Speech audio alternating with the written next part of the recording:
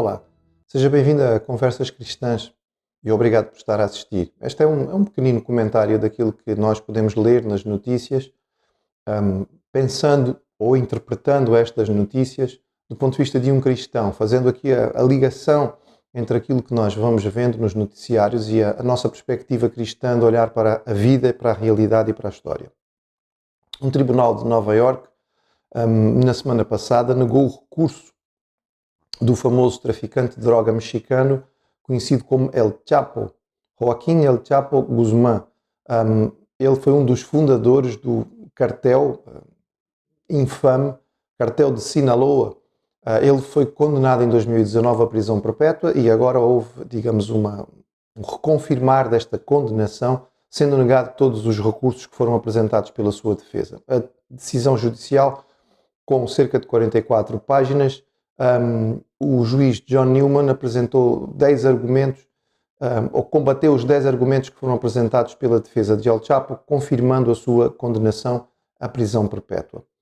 Ele foi condenado em 2019, na altura considerado o traficante de droga mais poderoso do mundo, o narcotraficante mais poderoso do mundo, Joaquín El Chapo Guzmán, depois do histórico de outros cartéis e outros grandes senhores da droga, como por exemplo Pablo Escobar da Colômbia. Ele foi na altura condenado por ter transportado pelo menos 1.200 toneladas de cocaína para os Estados Unidos ao longo de cerca de 25 anos.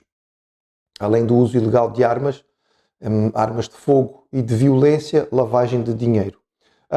Além disto, simbolicamente, foi-lhe acrescentada uma sentença de 30 anos, além daquilo que é prisão perpétua, enfim, o que é 30 anos depois do indivíduo morrer, não sei. Durante o julgamento, a acusação demonstrou que ele tinha sido responsável por pelo menos 26 mortes. Estas foram as que se conseguiu ligar de forma direta.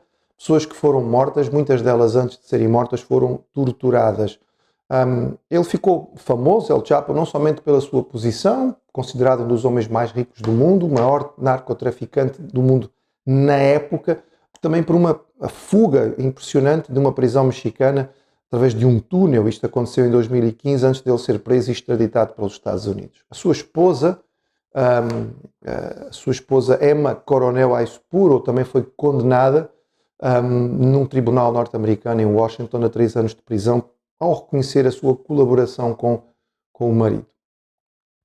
Esta notícia poderá não chamar a atenção de muita gente, mas eu creio que ela é válida nós chamarmos aqui a atenção para o aspecto que é perturbador do quanto o mundo do entretenimento à nossa volta, e estamos a falar de, sobretudo, cinema, séries de televisão, jogos de computador, traz glamour, não é? Faz com que brilhe a luz de tudo aquilo que está envolvido na criminalidade.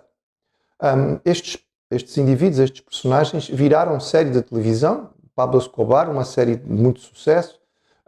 El Chapo, também uma série de televisão, em que se demonstra, sim, algum aspecto daquilo que é a violência que é realizada por estes indivíduos. Mas também há uma ênfase muito grande na qualidade de vida que eles tinham, ou seja, de como eram ricos, de como podiam simplesmente usar dinheiro para qualquer coisa.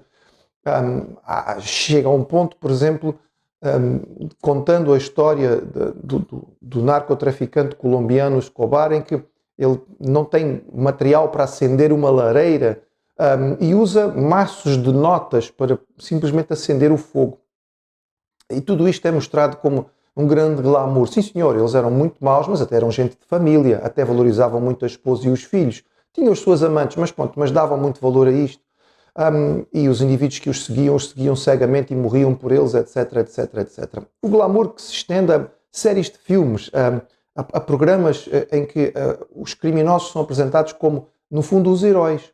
A quantidade de filmes que existem para nos falar a respeito de grandes roubos, indivíduos que são apresentados como muito inteligentes, com grande capacidade, e eles utilizam toda a sua mente para poder, não é, fazer um grande assalto, um grande roubo, como por exemplo o filme também que se tornou famoso, Ocean's 11, não somente o filme original, como já também os seus remakes mais recentes. Os principais atores são chamados para fazer estes papéis E nós ficamos a nos perguntar até que ponto isto é correto. Porquê que o mundo do entretenimento valoriza tanto isto? A quantidade de jogos em que os nossos miúdos e os nossos jovens ficam viciados na arte de matar, em ter uma arma na mão e disparar contra pessoas, aprender a usar as técnicas que são usadas para poder eliminar os seus adversários. Tudo isto não deixa de nos impressionar.